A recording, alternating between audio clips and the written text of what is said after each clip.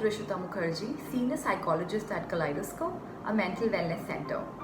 And in today's episode, we are going to learn new ways of practicing compassion in our day-to-day life and make this world a more humble and a better place for each other. Compassion is the willingness to give and the will to support in whatever way possible with all our heart. Compassion has the power to turn everything around for others and the individual practicing it. It motivates people to go out of the way physically, emotionally, and mentally to help others.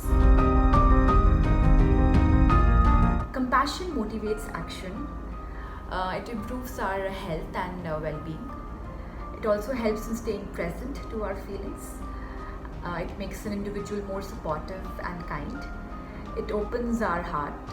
It increases happiness. It improves inter and intrapersonal relationship. It enlarges perspective. It gives a more positive outlook towards life. It makes us more empathetic, and it gives peace of mind. More self-aware, self-regulated, less anxious, high levels of well-being, high contentment with life, late aging, less emotional burnouts, low levels of stress, and clearer inner guidance. Self-compassion. Before giving the love to others, give it to yourself. The purpose of self-compassion is to be kind to yourself. Be empathetic. Life is hard, but we all are doing best we can. As the saying goes, be kind, for everyone you meet is fighting a hard battle. Think beyond the self. Work on moving your viewpoint away from solely contemplating how something influences you, and look for others' perspective too. Let's not be judgmental. We all view the world with different perspectives, but we should rather respect them and understand the reason for the same. Practice mindfulness. Be mindful of the present situations and what has happened in the past to try and overcome for a better future and understanding. Practice self-care. When you keep an eye on your own needs, you can actually serve others from a position of flooding affection, vitality, and bounty.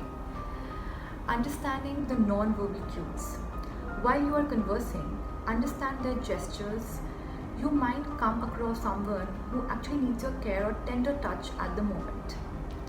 Set an intention. Ask yourself important questions before engaging in the conversation, such as what benefit will I have, what benefit will I give to others, and what is the purpose of this engagement. Positive affirmations. Try to engage yourself with positive self-talk. Forgive yourself. Mistakes happen, it's alright, so forgive and move on. Embrace failure. In the event that you don't attempt to explore different avenues regarding new things, you'll never recognize what you're equipped for accomplishing. Adopt gratitude. Adopting a mentality of appreciation permits you to reshape your life such that it makes you more joyful and more satisfied. Express yourself. Show how you feel through your outward appearances and non-verbal communication to tell someone else you comprehend what they are experiencing. Well, it is never too late for us to make a positive difference in the world. We simply start by thinking of others first. We consider their needs instead of focusing exclusively on what we want. The popular idiom says, "What you sow, so shall you reap." Hence, sow the seeds of compassion towards yourself and others, and what you get in return is good interpersonal relationship with others and interpersonal relationship with yourself. See you next week with another informative yet interesting topic. Thank you.